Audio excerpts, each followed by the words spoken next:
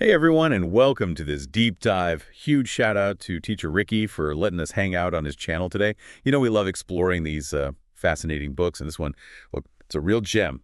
We're diving into the Book of Joy, a conversation between two pretty incredible people, the Dalai Lama and Archbishop Desmond Tutu.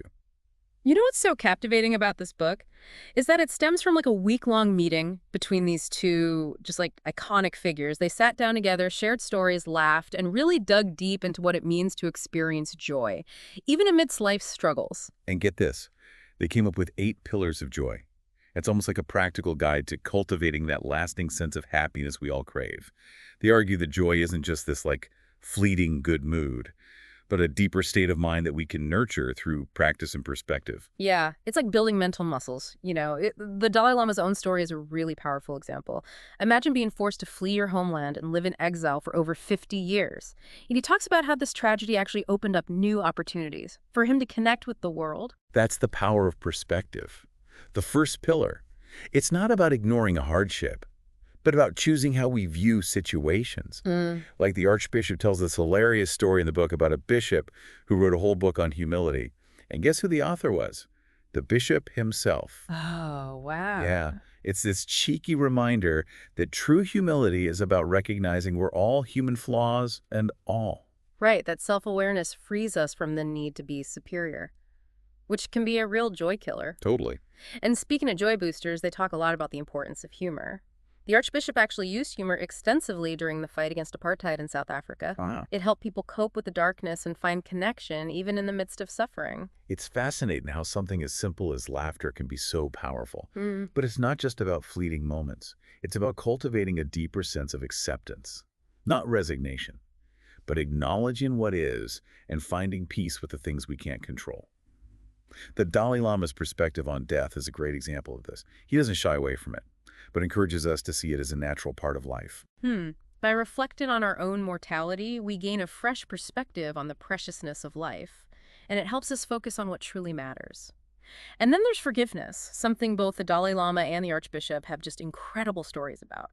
The Archbishop shared a particularly moving one from the Truth and Reconciliation Commission in South Africa, where mothers whose sons were murdered by apartheid collaborators actually forgave the man responsible. It's a testament to the transformative power of forgiveness. It's not about condoning the wrong, but about freeing yourself from the bitterness that can poison our joy.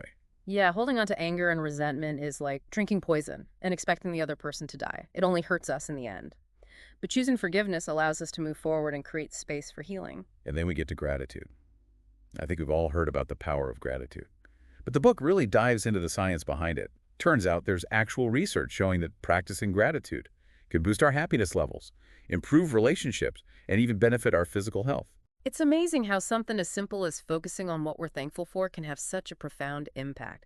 They even suggest keeping a gratitude journal, writing down things we appreciate each day, no matter how small.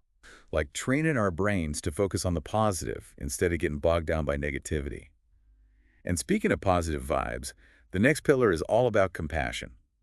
Now, the Dalai Lama's view on this is pretty radical. He even talks about loving your enemies, seeing them as brothers and sisters deserving of compassion. Yeah, it's a challenging concept for sure, but it really gets to the heart of interconnectedness. The Dalai Lama argues that harboring anger and resentment towards others ultimately harms ourselves.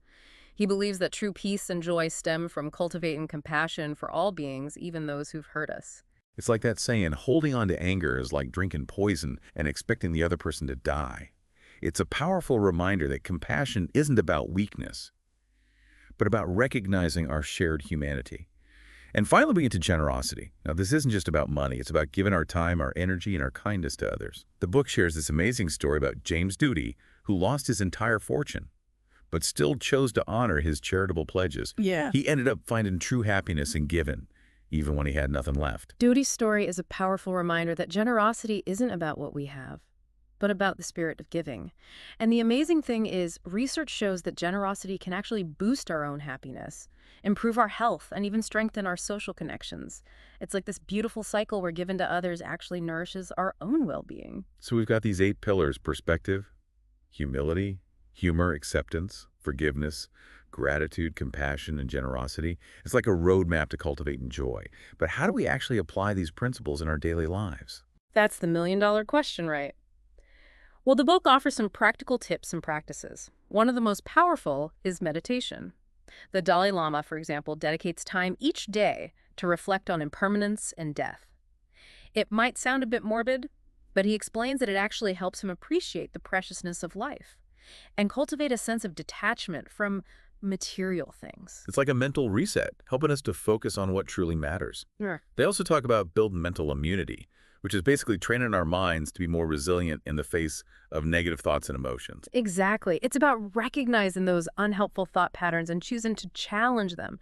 We can practice mindfulness, cultivate gratitude, and focus on building positive qualities like compassion and forgiveness. And they even suggest some really simple exercises, like smiling at people you pass on the street even if you don't feel like it. It sounds silly, but they say it can actually lift your mood and make you feel more connected to others.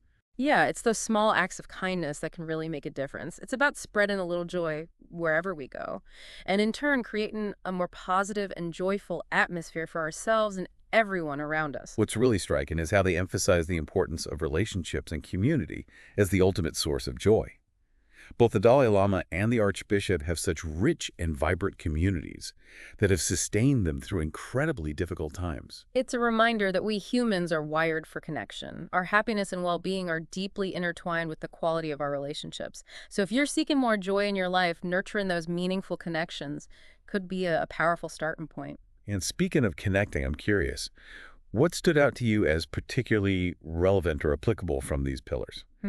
For me, it's the emphasis on choosing our response even in the face of adversity, like the Archbishop's story of throwing a shoe at the man who betrayed his son, and then witnessing the mothers of the victims ultimately forgiving him. Wait, he threw a shoe. That's hilarious, but also, wow, talk about powerful emotions. Right. But it highlights the power we have to choose how we react to challenging situations. Forgiveness, as they emphasize, is not about condoning the wrong, but about freeing ourselves from the grip of negativity. I love that. And for me, I think it's the reminder that joy is not a destination, but a journey. It's something we cultivate through practice and awareness, day by day, moment by moment. Absolutely. And they emphasize that even in the face of suffering, joy is still possible. It's about shifting our perspective, nurturing our inner resilience, and remembering our interconnectedness with all beings. It makes you wonder, like, if the Dalai Lama and Archbishop Tutu, who face such incredible hardship, can find this profound sense of joy, what's stopping the rest of us? That's the question, isn't it? And I think the Book of Joy offers a roadmap for anyone seeking more joy in their lives, regardless of their background or beliefs. So they're saying, hey, even in the midst of challenges, joy is still possible. You just have to be willing to put in the work to cultivate it. Exactly. It's about making those small daily choices to shift our perspective, practice gratitude, cultivate compassion, and connect with others. This deep dive has been such a joy to explore. It's really got me thinking about how I can incorporate these pillars into my own life. A huge thanks again to Teacher Ricky for sharing his channel with us today. And to you, dear listener, thank you for joining us on this deep dive. We hope you found it insightful, inspiring, and maybe even a little bit joyful. We'd love to hear your thoughts. What resonated with you the most? And what books would you recommend for future deep dives? Let us know in the comments below. And don't forget to subscribe, share, and like if you enjoyed this episode. Until next time, keep diving deep and keep seeking joy.